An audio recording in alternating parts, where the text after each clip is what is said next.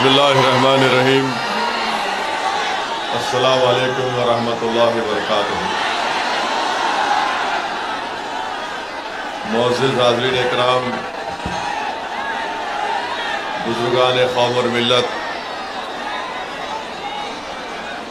पसे पर्दा बैठ कर सुनने वाली मेरी इज़्ज़तदार माँ और बहनों, गयूर नौजवान साथियों, मजलिस इत्तेहादुल मुस्लिमीन के रुकन असम्बली व आमदार धूलिया जनाब फारूक शाह साहब, शहर सदर जनाब मुख्तार बिल्डर साहब, ज़िले सदर जनाब नासिर पठान साहब, अज़ीज़ान मिल्लत, बुज़ुर्गान कौम और मिल्लत, उलमा इकराम, मेरे नौजवान साथियों, आप जानते हैं कि 5 साल पहले पिछले विधानसभा के चुनाव में आपका इत्तेहाद, आपकी दुआएं, नौजवानों की बेलोस मेहनतें, बुजुर्गों और उलमाए कराम की सरपरस्ती ने जनाब फारूक शाह साहब को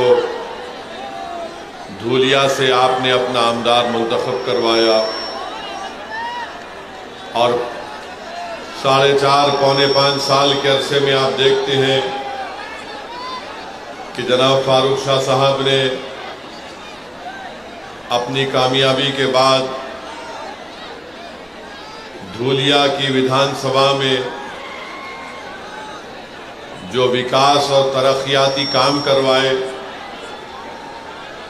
धूलिया की सियासी तारीख में किसी भी आमदार ने इतने तरक्याती और विकास के काम नहीं करवाए थे जो फारूक शाह साहब ने अपने इस 5 साल की मियाद में करवाए। मेरे अजीज दोस्तों और बुजुर्गों, आप जानते हैं कि विपासना सेंटर प्रभुदा कॉलोनी में और फिर एक नाकाना रोड पर और एक महात्मा फूले नगर में 3 विपासना सेंटर जनाब फारूक शाह साहब ने ये काम मुकम्मल करवाया। इन तीनों की लागत थी 1 करोड़ 70 लाख। फिर बाबा साहिब अम्बेडकर के मुजस्समे को जो नाकाना रोड पर था उसको सही करवाया 20 लाख की लागत से। एक फाइबर डोम की तामीर करवाई कैथोलिक सेमेट्री 12 पत्थर में 25 लाख की लागत से।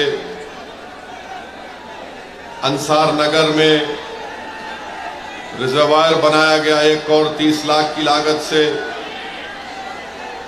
ऑक्सीजन का प्लांट लगाया गया 80 लाख की लागत से ओल्ड सिविल हॉस्पिटल में। 100 बेड का एक मैटरनिटी वार्ड धूलिया के गवर्नमेंट अस्पताल में 3 करोड़ की लागत से बनवाया। फॉरेस्ट डिपार्टमेंट की बिल्डिंग बनाई गई 14 करोड़ की लागत से। आरटीओ की नई बिल्डिंग 10 करोड़ की लागत से। आदिवासी प्रोजेक्ट की ऑफिस की बिल्डिंग 6 करोड़ 40 लाख की लागत से बनाई गई। आदिवासी बच्चों के लिए स्टूडेंट हॉस्टल 8 करोड़ की लागत से बनाया गया। एडमिनिस्ट्रेटिव वर्कशॉप एपी इंस्टीट्यूशन का 14 करोड़ की लागत से बनाया गया। एकवीरा देवी टेंपल की खूबसूरती का काम करवाया गया 3 करोड़ की लागत से। महर्षि Dada Saheb Rawal government technical college की लाइब्रेरी बिल्डिंग और बाउंड्री वॉल बनाई गई 12 करोड़ की लागत से। फिर श्री भाऊ साहब मेडिकल कॉलेज के रेजिडेंट ऑफिसर का घर बनाया गया 12 करोड़ की लागत से। पुलिस हेडक्वार्टर में शहीदों का एक मेमोरियल और रोड बनाई गई 6 करोड़ की लागत से। एडिशनल डिस्ट्रिक्ट हॉस्पिटल बनाया गया 9 करोड़ की लागत से। फिर धूलिया की जेल को बनाया गया 2 करोड़ की लागत से बिल्डिंग को। फिर मेन एडमिनिस्ट्रेटिव बिल्डिंग करीब 47 करोड़ की लागत से। फिर डिग्री क्लासरूम बनाई गई भाऊ साहब गवर्नमेंट मेडिकल कॉलेज में 7 करोड़ की लागत से। मेडिकल कॉलेज में लाइब्रेरी बनाया गया, पानी की टांकी बनाई गई और पोस्टमार्टम करने की बिल्डिंग करीब 15 करोड़ 30 लाख की लागत से। फायर स्टेशन MIDC धूलिया में बनाया गया 16 करोड़ की लागत से। पानी की सप्लाई MIDC धूलिया में 37 करोड़ की लागत से काम मुकम्मल हुआ। अक़लियतों के इलाकों में कब्रिस्तान जो की दीवार मुगलई कब्रिस्तान है उसको बनाया गया। फिर अंसार नगर का रिजर्वायर बनाया गया। एम्यूजमेंट पार्क सर्वे नंबर 436 में 5 करोड़ की लागत से बनाया गया। बड़ा मोमिन कब्रिस्तान की दीवार बनाई गई 50 लाख की लागत से, 1 करोड़ की लागत से। फिर अनजान शाह दरगाह और कब्रिस्तान में 2 करोड़ की लागत से काम करवाया गया। 40 गांव रोड पर कब्रिस्तान की दीवार 75 लाख से बनाई गई। सीमेंट रोड, वजदाई रोड, कसबवाड़ा मस्जिद आगरा रोड पर 11 करोड़ की लागत से बनाई गई। फिर एक चौरस्ता बनाया गया यूनिटी सर्कल इत्तेहाद के नाम पर 30 लाख की लागत से। फिर कंपाउंड वॉल बनाई गई फकीर समाज पंचमंडल कब्रिस्तान में 30 लाख की लागत से। फिर पानी की सहूलतें दरगाह सोनगीर में बनाई गई। कब्रिस्तान की दीवार और रोड बनाई गई। मुराना पीर नेर में स्ट्रीट लाइट डाली गई। पानी का इंतजाम किया गया। धूलिया सोनगीर जिंदा मदरसा दरगाह के पास तो मुख्तलिफ काम जनाब फारूक शाह साहब ने करोड़ों रुपए के काम पूरे धूलिया में करवाए। अब आपके सामने ये है कि एक शख्स को जो धूलिया की आवाम ने अपना आमदार बनाया, आपके सामने बीजेपी का उम्मीदवार है, आपके सामने उद्धव ठाकरे का उम्मीदवार है और आपके सामने एक और उम्मीदवार है जिसका काम सिर्फ आपके इत्तेहाद को कमजोर करना है। मैं जानना चाहता हूं और मुझे यकीन है कि धूलिया की आवाम जो 5 साल में फारूक शाह ने डेवलपमेंट के काम करवाए, अब बीजेपी के उम्मीदवार के बारे में मुझे कोई बता रहे थे कि वो ये पुकार कर कह रहा है कि मैं मस्जिदों को ऐसा कर दूंगा। वो पुकार कर कह रहा है कि मुझे इनके वोट की जरूरत नहीं है। क्या क्या अनाप शनाप बीजेपी का कैंडिडेट बक रहा है। फिर उसके बाद जो आप देखें कि शिवसेना उद्धव ठाकरे का कैंडिडेट है, माशाल्लाह वो किसी एक जगह टिकने वाले नहीं है।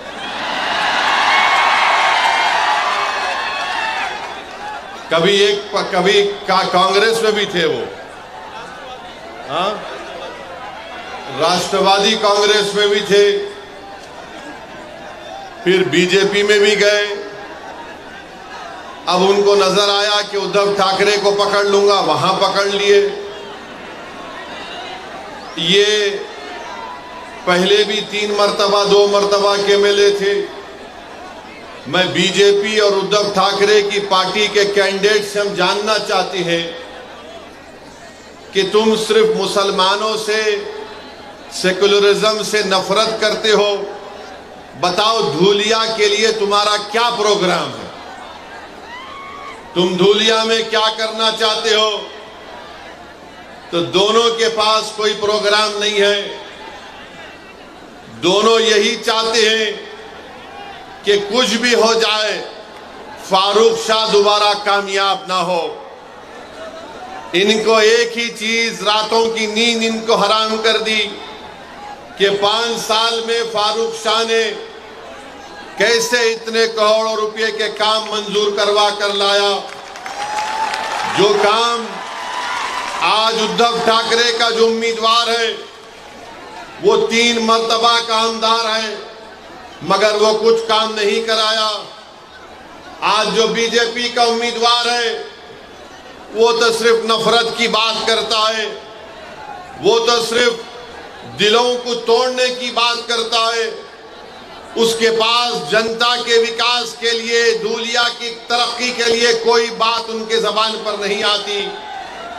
5 साल में इस शहर में, इस विधानसभा में अमन रहा। यहां पर हिंदू मुसलमान के झगड़े नहीं हुए। यहां पर दलितों पर उनको इंसाफ दिलाने की फारूक शाह ने पूरी कोशिश की। आदिवासियों को उनका मुकाम दिलाने के लिए फारूक शाह ने मेहनतें की। धंगरों को उनका जायज मुकाम दिलाने के लिए फारूक शाह ने मेहनतें की।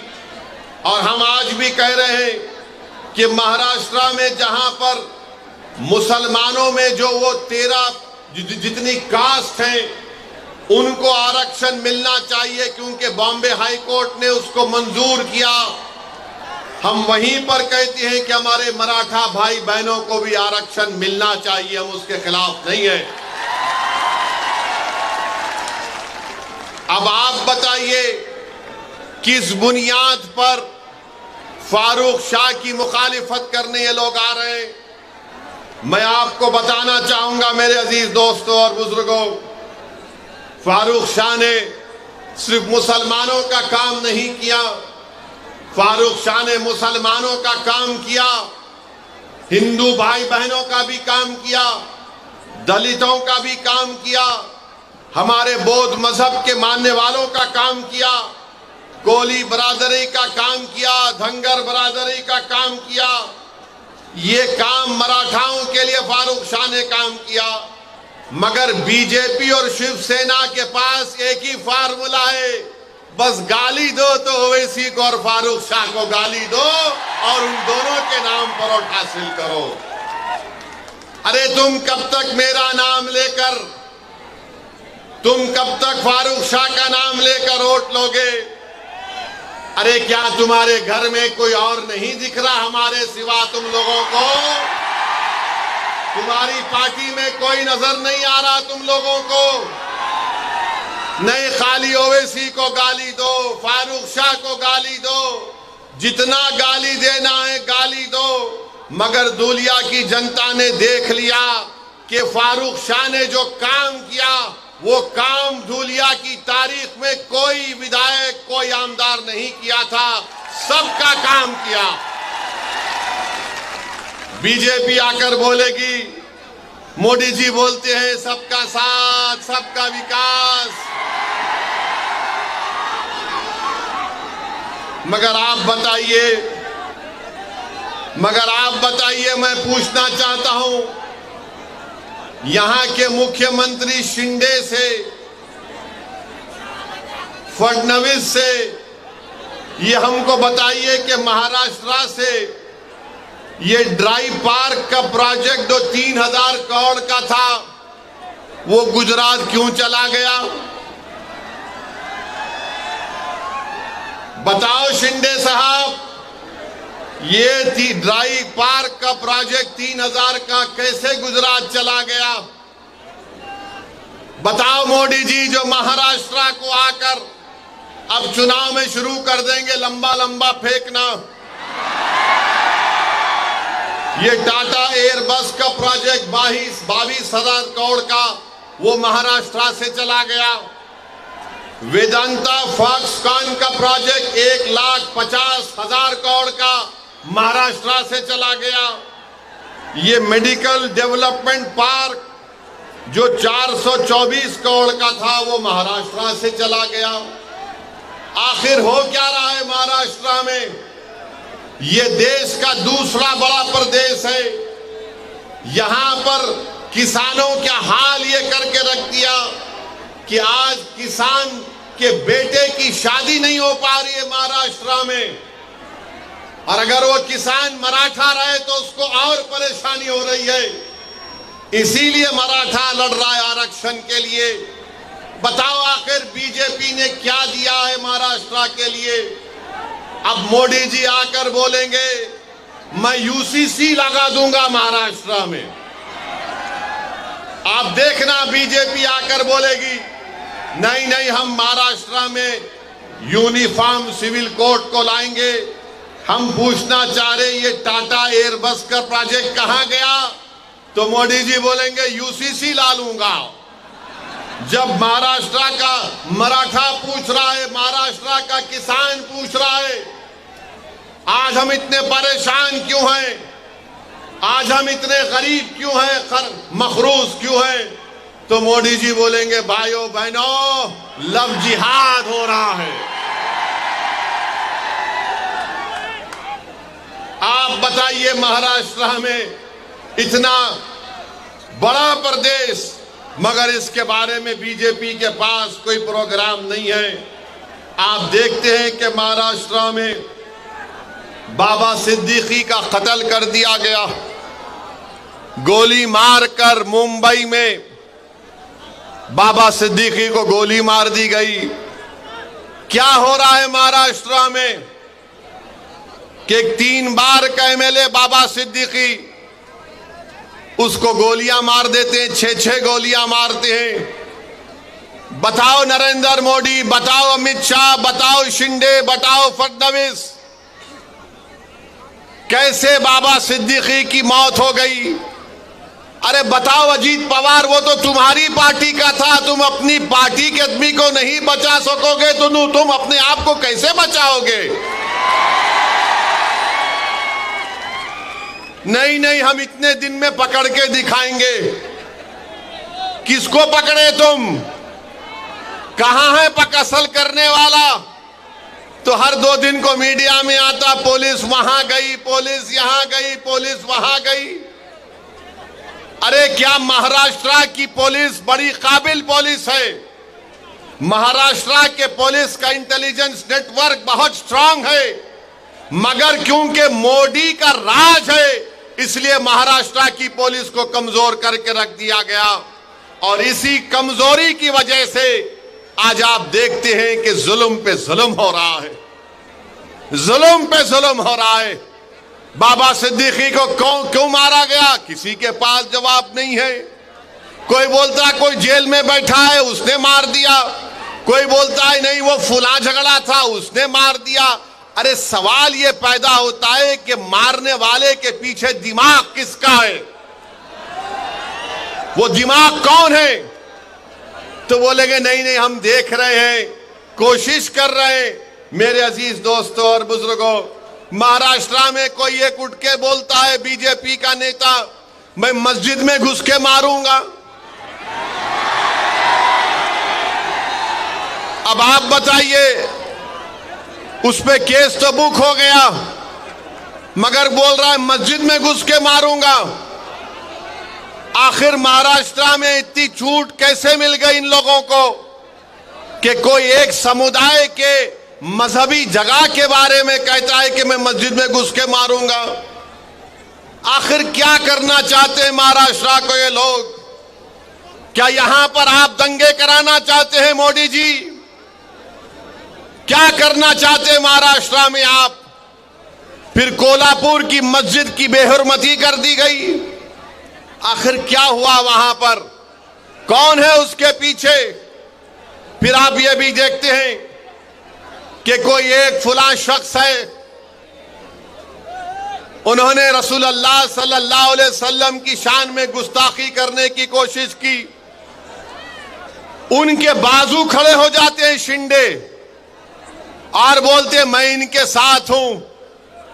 अरे आप उनके साथ हैं या महाराष्ट्र के जनता और भारत के संविधान के साथ हैं? बताओ शिंदे। कोई खड़े होकर अनाप शनाप बकता है, कानून उसके ताल्लुक से कहता है कि किसी को भी इजाजत नहीं है कि वो किसी मजहब के बारे में अनाप शनाप बके। और सारी दुनिया जानती है कि इस्लाम के मानने वालों के लिए प्रॉफेट मोहम्मद सल्लल्लाहु अलैहि वसल्लम हमारे जिस्म से अगर पूरा खून भी निकल जाए तो हमारे लिए कम है। वो है हमारे लिए प्रॉफेट मोहम्मद सल्लल्लाहु अलैहि वसल्लम। मगर कोई एक्शन नहीं लिए, खाली एक रस्मी केस बुक कर दिए और बोले नहीं केस बुक हो गया। जो मजलिस को बी टीम बोलते, कोल्हापुर का एमपी उनकी बहू ने विड्रा कर लिया, शिंदे को नमस्ते कर लिया। अब बी टीम कौन हुए बताओ? अब बी टीम कौन हुए बताओ आप? जिस शख्स ने रसूलुल्लाह सल्लल्लाहु अलैहि वसल्लम के खिलाफ अनाप शनाप बका, पूरे महाराष्ट्र में पूरे बड़े बड़े लोग थे ना जो अपने आप को सेक्युलर बोलते हैं, जो अपने आप को मसीहा मानते हैं, जो कहते हैं कि हम है ना तुम्हारे लिए, तुम क्यों डर रहे? मगर किसने एहतजाज बुलंद किया? कोई पार्टी आगे नहीं आई। अगर कोई आगे आया तो इम्तियाज जलील आगे आया। इम्तियाज जलील ने कहा कि हम जुलूस निकालेंगे, हम औरंगाबाद से बंबई जाएंगे। तो ये जो हमारे ओटों को तोड़ने वाले लोग हैं, जो पीछे से भी वार नहीं करते, जो सिर्फ साजिश करते हैं, वो बोले नहीं नहीं कुछ नहीं होगा, ये ऐसा ही बयान दे दिया, कुछ नहीं होगा, कोई नहीं आएगा, कहां से कोई गाड़ी लाकर आएगा, अरे ये तो मजलिस ने एक शोशा छोड़ दिया, कुछ नहीं होगा। लोग हमको भी फोन करके बोलते थे। मैंने उन नौजवानों से कहा कि जब तारीख का ऐलान हो चुका है, अब हम वापस नहीं जाने वाले हैं। बात शुरू हो गए, नहीं नहीं मजलिस दंगा कराना चाहती है, मजलिस दंगा कराएगी।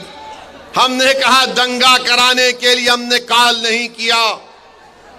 रसूलुल्लाह सल्लल्लाहु अलैहि वसल्लम रहमतुल लिल आलमीन है, वो रहमतुल मुस्लिमीन नहीं, वो तमाम आलम के लिए रहमत है। He is the profit of Mankind, वो रहमतुल आलमीन है। और हम रहमतुल आलमीन के नाम पर दंगा नहीं कराते, ना कभी कराए ना कभी होने देंगे इंशाअल्लाह ताला।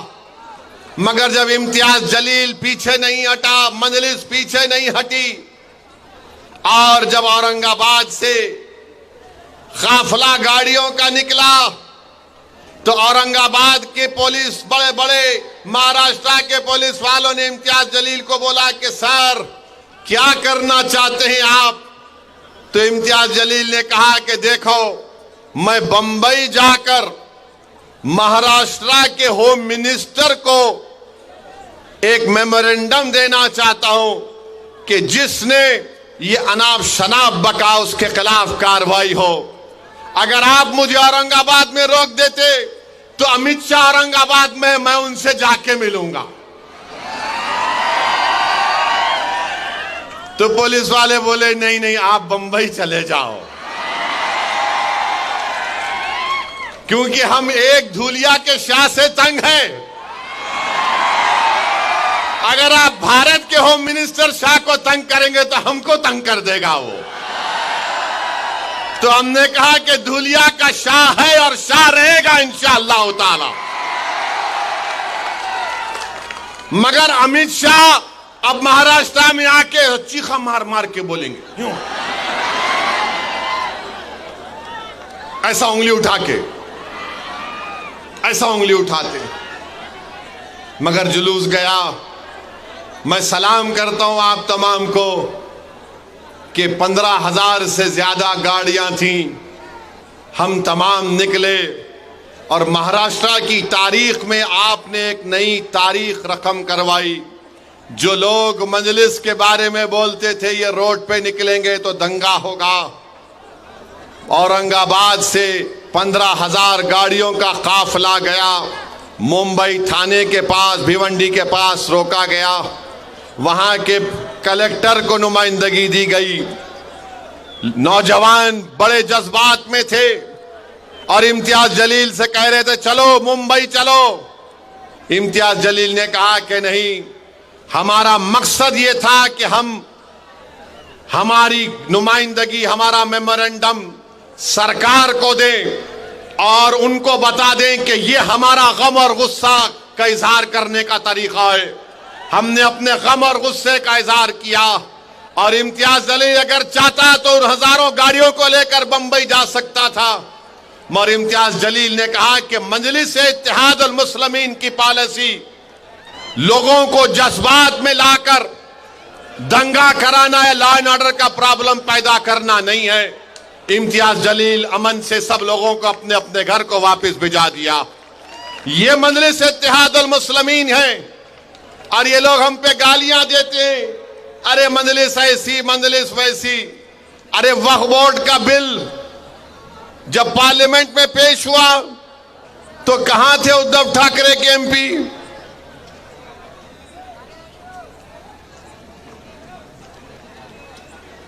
मेरे भाई, जब वक्फ को खत्म करने का बिल पार्लियामेंट में पेश हुआ, उद्धव ठाकरे के एमपी तो नहीं थे।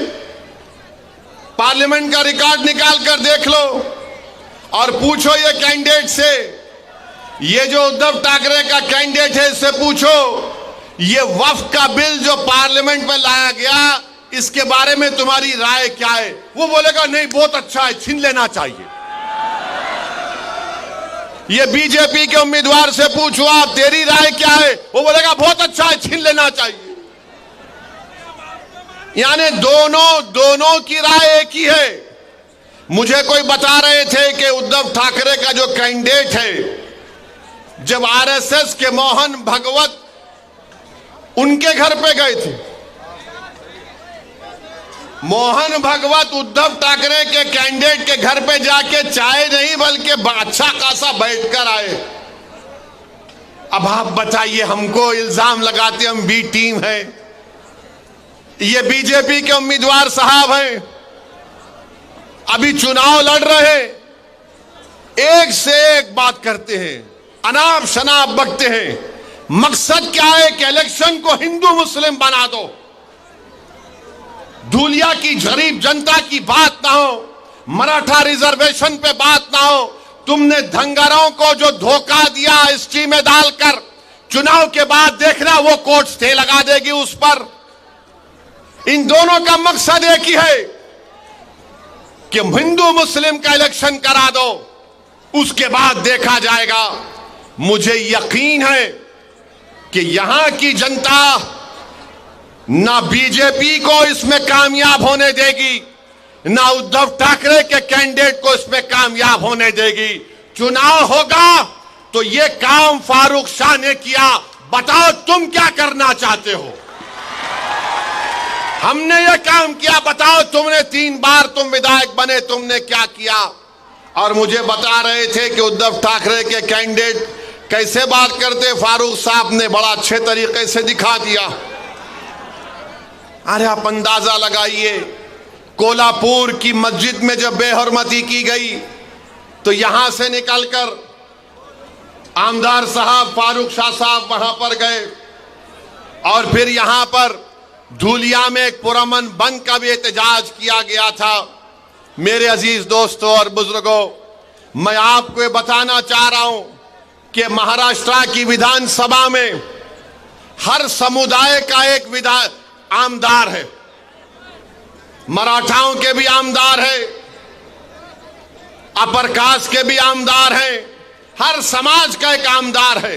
जितनी उनकी आबादी उतना उनका हिस्सा है।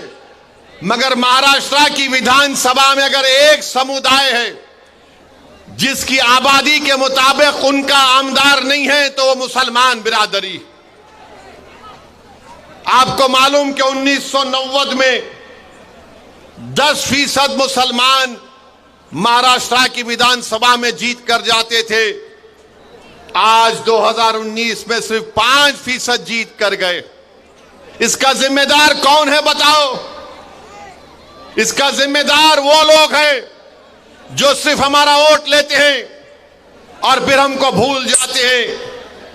मैं आपको धूलिया की जनता को, इन नौजवानों को, बुजुर्गों को एक पैगाम देने आया हूं कि इम्तियाज जलील 15 साल के बाद 2019 में मेंबर ऑफ पार्लियामेंट बना, खासदार बना। 2024 का चुनाव आया तो सब के सब एक हो गए। मोहब्बत की दुकान, नफरत की दुकान, तमाम दुकानदार एक हो गए और सब ने कहा कि हमने एक मुसलमान को टिकट नहीं दिया। ना मोदी ने दिया, ना उद्धव ने दिया, ना चाचा ने दिया, ना फुला ने दिया।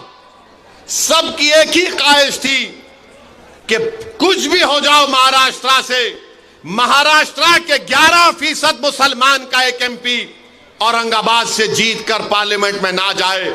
वो अपनी साजिश में कामयाब हो गए। इम्तियाज जलील को उन्होंने हरा दिया। मगर मैं सलाम करता हूं इम्तियाज जलील को। वो हार गया मगर वो मायूस नहीं हुआ। महाराष्ट्र की तारीख में कोई एमपी का इलेक्शन हारने के बाद भी जब नामूस से रिसालत का मसला आया तो इम्तियाज जलील ने कहा कि सब्ज गुंबद के मकी की गुलामी का हक अदा करने के लिए एमपी बनना जरूरी नहीं है, गुलामी का हक अदा करना पड़ेगा। मैं गुलामी का हक अदा करूंगा। मगर मैं आपको बाखबर कर रहा हूं, मैं आपको बता रहा हूं, वही साजिश धूलिया में करने जा रहे हैं। जिस तरह इम्तियाज जलील को हराया गया पार्लियामेंट के इलेक्शन में, उसी तरह की साजिश धूलिया में करना चाहते हैं और यही चाहते हैं कि फारूक ना बने। मगर मुझे यकीन है कि धूलिया के हमारे हिंदू भाई, दंगर भाई, दलित भाई, आदिवासी भाई, मराठा समाज के लोग बीजेपी और आरएसएस और उद्धव ठाकरे को इस साजिश में कामयाब होने नहीं देंगे इंशाअल्लाह ताला। क्या आप इनको कामयाब होने देंगे? क्या आप इनको कामयाब होने देंगे? जिस तरह इम्तियाज जलील के खिलाफ साजिश की गई थी पार्लियामेंट में, क्या आप इनको हराएंगे या आप उनको कामयाब करेंगे? आप उनको नाकाम करेंगे?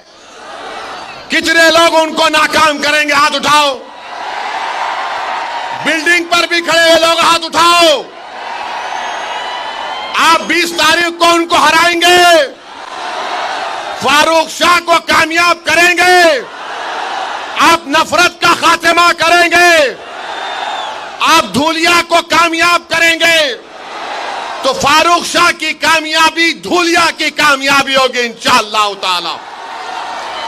और याद रखो नौजवानों, 20 तारीख आते आते बहुत से हजरत इबलीस के साथी आने वाले हैं। बहुत से साथी आने वाले हजरत इबलीस के, खबीस के साथी आएंगे, आके बोलेंगे एक जीत गया तो क्या होता,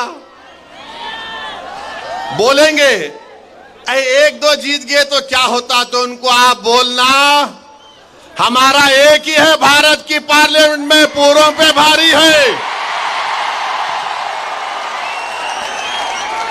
पूरों पे अल्हम्दुलिल्लाह। ये एक फारूक है, एक नहीं बल्कि अब के बहुत कामयाब होंगे इंशाअल्लाह ताला मजलिस के।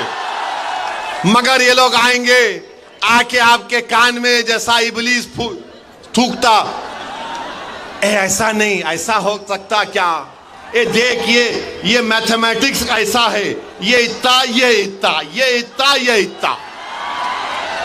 फिर बाज आके बोलेंगे तेरे को कितना चाहिए बोल देता हूं। बहुत लालच देंगे। अगर लालच दे रहे तो ले लो, मिठाई खा लो, मगर 20 तारीख को डकार लेकर बोलना नाम तो पतंग पे ही पड़ेगा बटन। कोई बात नहीं, मिठाई खा लो, मीठा खाना अच्छा है, बुरी बात नहीं है।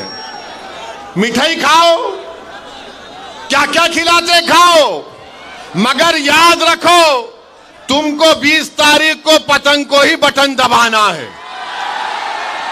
तुमको जिस तरह इम्तियाज जलील को धोखा देकर शिकस्त दी गई, उसका जमहूरी तरीके से आपको यहां पर संविधान के दायरे में रहकर बदला लेना है। और फारूक शाह माशाअल्लाह बड़े काबिल हैं। मैं आज तक नहीं समझ पाया कि 5 साल में कितने 500 करोड़ लाया, 1300 करोड़। ये कौन सा वजीफा फारूक शाह पढ़ के आते नहीं मालूम। 1300 करोड़ खाली 5 साल में। ये क्या नाम है ये उद्धव ठाकरे कैंडिडेट का?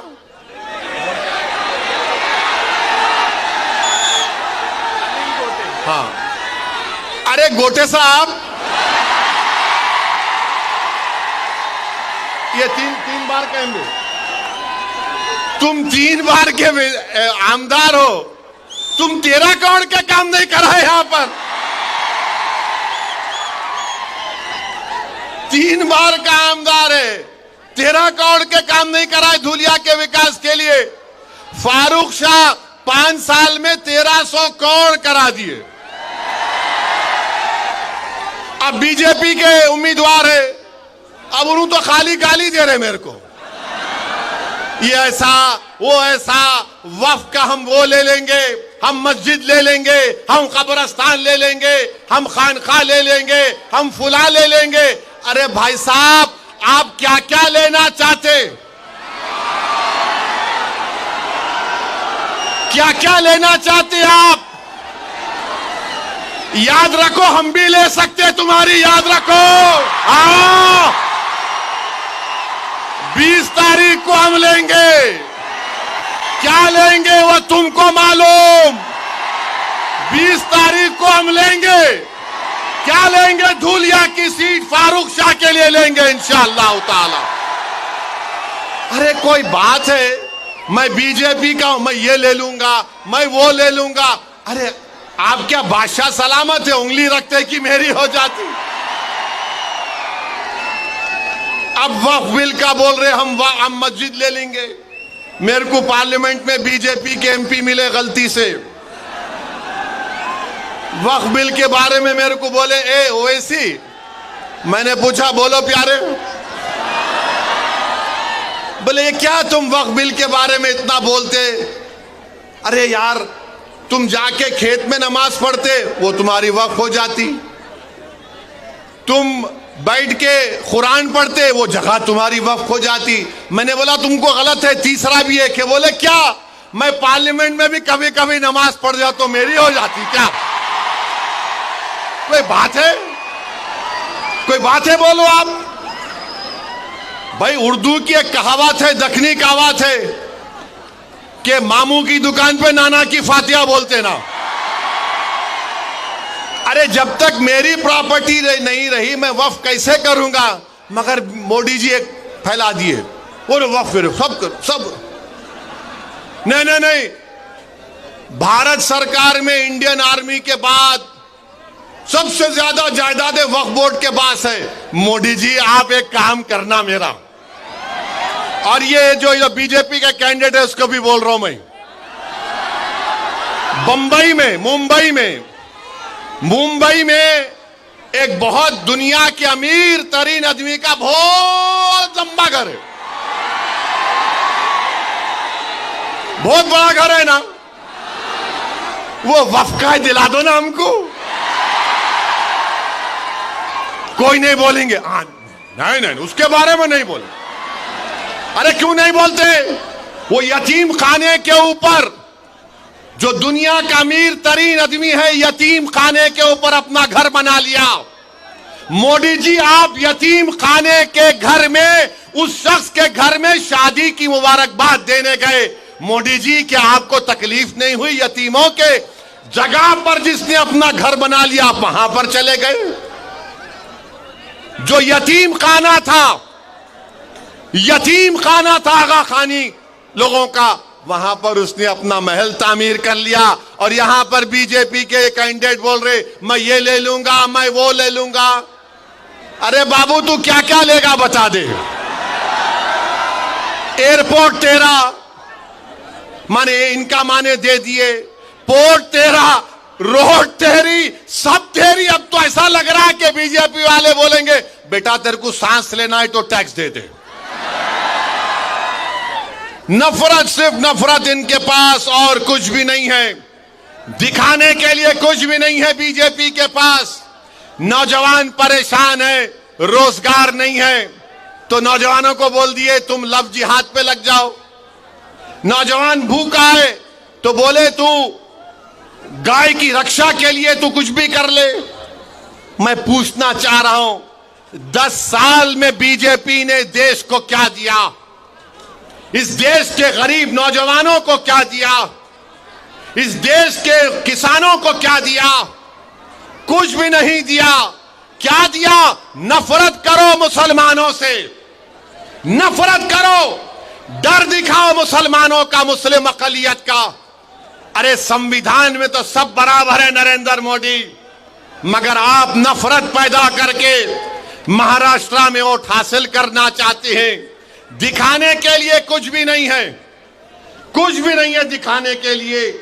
और मेरे अजीज दोस्तों और बुजुर्गों, मैं आपको आखिर में एक बात बोलना चाहूंगा कि धूलिया का जो पार्लियामेंट का इलेक्शन हुआ था, धूलिया का जो पार्लियामेंट का इलेक्शन हुआ था, आपने किसको वोट दिया था भाई? ताई को वोट दिया था ना, आपने दिया था ना? शर्माना नहीं, दिए तो सर सीना मार के बोलना, दिए थे ना। उन्होंने कैसा जीते, कैसा जीते उन्होंने? किसके, अच्छा और फिर ऐसा पूछ दो, किसकी वोट की वजह से जीते? किसकी वोट की वजह से जीते? अरे नाम लेके बोलो, किसके वोट की वजह से जीते?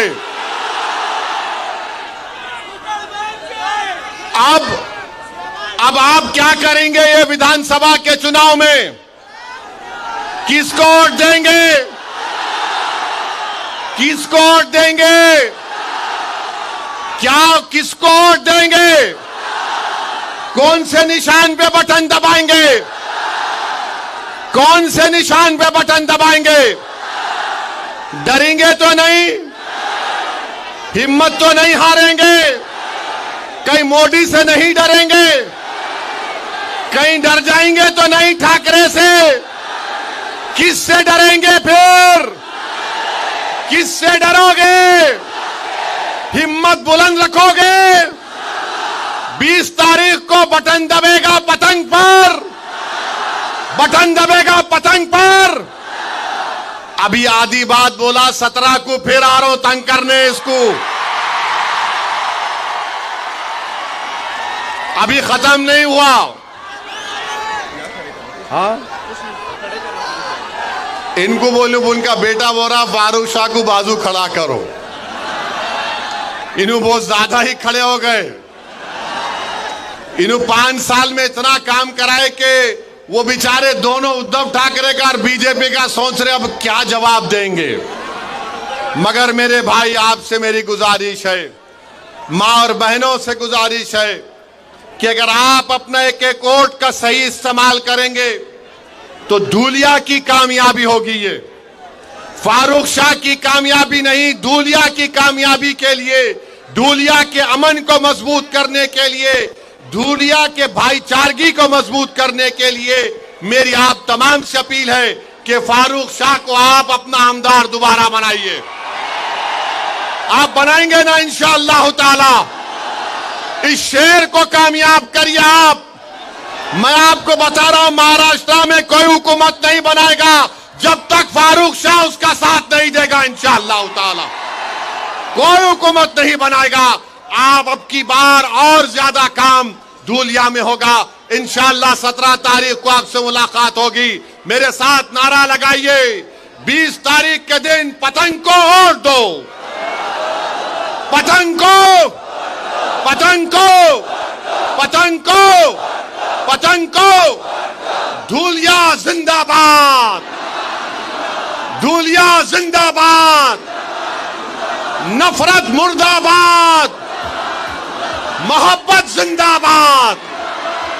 जोर से बोलो, मोहब्बत जिंदाबाद। अस्सलाम वालेकुम।